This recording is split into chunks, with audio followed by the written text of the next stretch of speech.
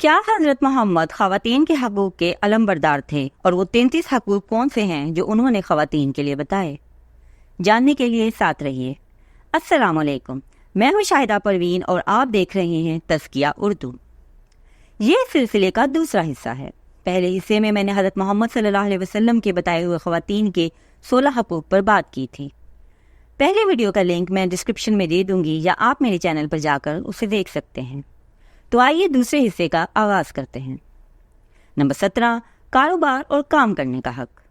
اسلام میں حضرت محمد مصطفیٰ صلی اللہ علیہ وسلم نے خواتین کے حق کار اور کاروبار کا دفاع کیا، جو خود مختاری کی مثال ہے۔ حضرت خدیجہ بنت خویلد رضی اللہ تعالیٰ عنہا کی کامیاب کاروباری مثال بھی اس کا عملی نمونہ ہے۔ نبی پاک صلی اللہ علیہ وسلم نے ایک خاتون کے باغ کی دیکھ بھال کا حق بھی برقرار رکھا، جو زراعت میں خواتین کی شمولیت کو ظاہر کرتا ہے۔ نمبر 18، تشدد سے حفاظت کا حق۔ حضرت محمد مصطفیٰ صلی اللہ علیہ وآلہ وسلم نے خواتین کے خلاف تشدد کی سخت مذمت کی۔ انہوں نے گھریلو تشدد اور بچیوں کے قتل کو رد کیا اور شفقت و احترام کی تعلیم دی۔ خواتین کو ظلم سے بچانے کے لیے قانونی تحفظ فراہم کیا اور جنگوں میں خواتین اور بچوں کے قتل پر پابندی لگائی۔ نمبر 19، مالی حمایت کا حق۔ نبی پاک صلی اللہ علیہ وسلم نے اس بات کو یقینی بنایا کہ مردوں کو خواتین کی مالی حمایت کی ذمہ داری دی جائے، جیسا کہ قرآن میں ذکر ہے۔ قرآن کہتا ہے مرد عورتوں کے محافظ اور کفیل ہیں۔ انہوں نے فرمایا کہ مرد اپنی بیویوں، بیٹیوں، بہنوں اور ماؤں کی فلاح و بہبود کے ذمہ دار ہیں۔ شوہر کی غیر موجودگی میں عورت کے والد، بھائی یا بیٹا اس کی مالی حمایت کے ذمہ دار ہوتے ہیں اور اس کی سلامتی اور عزت کو یقینی بناتے ہیں۔ نمبر 20، اپنی شناخت برقرار رکھنے کا حق۔ قبل از اسلام روایات میں عورتوں کی شناخت مرد رشتہ داروں کے ناموں کے تحت سمجھی جاتی تھی، لیکن اسلام نے عورتوں کے حق شناخت کو تسلیم کیا۔ حضرت محمد مصطفیٰ صلی اللہ علیہ وسلم نے خواتین کے لیے اپنی شادی کے بعد اپنا نام اور شناخت برقرار رکھنے کا حق قائم کیا۔ قرآن میں اس بات پر زور دیا گیا ہے کہ افراد کو ان کے والد کے ناموں سے پکارا جائے۔ یہ حق عورتوں کو معاشرتی برابری کے قانونی حقوق فراہم کرتا ہے۔ نمبر 21، عوامی امور میں شرکت کا حق۔ نبی پاک صلی اللہ علیہ وسلم کے دور میں خواتین معاشرتی زندگی میں فعال شراکت دار تھیں۔ وہ مسجد میں نماز کے لیے جاتی تھیں، نبی پاک صلی اللہ علیہ وسلم سے گفتگو کرتی تھیں اور معاشرتی اور سیاسی زندگی میں شامل ہوتی تھیں۔ حضرت عائشہ رضی اللہ تعالیٰ عنہا ایک عمدہ مثال ہیں جو تعلیم اور سیاست میں اہم کردار ادا کرتی تھیں۔ نمبر 22، خواتین کی قانونی حمایت کا حق۔ حضرت محمد مصطفیٰ صلی اللہ علیہ وسلم کی تعلیمات میں خواتین کے حقوق کی حمایت ایک اہم تبدیلی کی عکاسی کرتی ہے، جو قبل از اسلام کی تفریق سے برابری کی طرف ایک اہم قدم ہے۔ سورہ مجادلہ میں حضرت خولہ بنت ثعلبہ رضی اللہ تعالیٰ عنہا کی انصاف کی درخواست نبی پاک صلی اللہ علیہ وسلم کی فوری جواب دہی کی مثال ہے اور شکایات کے حل کے لیے ایک فریم ورک فراہم کرتی ہے۔ نمبر 23، طلاق اور نان نفقے کا حق۔ اسلام سے پہلے عرب میں خواتین کو شادی اور طلاق کے معاملات میں کوئی اختیار نہیں تھا۔ نبی پاک صلی اللہ علیہ وسلم نے خواتین کو طلاق کا حق دیا، جیسے کہ حضرت ثابت بن قیس کی بیوی کی مثال ہے، جو نبی پاک صلی اللہ علیہ وسلم کے پاس آئیں اور طلاق کا مطالبہ کیا۔ نبی نے مردوں کی ذمہ داری بتائی کہ وہ اپنی بیویوں کی مالی مدد کریں، شادی کے دوران اور اگر ضرورت پڑے تو طلاق کے بعد عدت کے دوران بھی۔ اس میں کھانا، لباس، رہائش اور دیگر ضروریات شامل ہیں۔ نمبر 24، منصفانہ سلوک کا حق۔ نبی پاک صلی اللہ علیہ وسلم کی تعلیمات میں خواتین کے ساتھ منصفانہ سلوک پر زور دیا گیا۔ نبی پاک صلی اللہ علیہ وسلم کے بیواؤں کی حمایت، خواتین کی معاشرتی معاملات میں شرکت کی حوصلہ افزائی اس کا عملی ثبوت ہے۔ ان کی شادیاں باہمی احترام کی بنیاد پر تھیں اور تنازعات کے حل میں ان کا انصاف نمایاں تھا۔ صحیح بخاری کی روایت میں نبی پاک صلی اللہ علیہ وسلم نے فرمایا، عورتوں سے بھلائی کرو۔ یہ اصول نہ صرف اخلاقی ہدایت تھا بلکہ قانونی بنیاد بھی تھا جو اسلامی معاشرتی نظام کو تشکیل دیتا تھا۔ نمبر 25، اقتصادی خود مختاری کا حق۔ نبی پاک صلی اللہ علیہ وسلم نے خواتین کی اقتصادی خود مختاری کے حق میں اہم کردار ادا کیا۔ انہوں نے یقینی بنایا کہ خواتین کو جائیداد کا مالک بننے، ملازمت کرنے اور مالیات کا خود مختارانہ انتظام کرنے کا حق ہو۔ نبی پاک صلی اللہ علیہ وسلم نے خواتین کے ساتھ منصفانہ سلوک اور مالی خود مختاری پر زور دیا، انہیں استحصال سے بچایا اور ہنر کی ترقی کے لیے تعلیم کو فروغ دیا۔ نمبر 26، خاص سلوک کا حق۔ نبی پاک صلی اللہ علیہ وسلم اپنی شفقت کے لیے مشہور تھے۔ خاص طور پر جنگوں میں بھی خواتین کے ساتھ رحم دلی کی وکالت کی۔ ان کی تعلیمات میں حفاظت اور شفقت پر زور دیا گیا، جو ان کے دور کی بربریت سے بالاتر تھا۔ نمبر 27، حق مہر کا حق۔ اسلام میں مہر عزت و احترام کی علامت ہے جو دلہا سے دلہن کے لیے ایک لازمی تحفہ ہے۔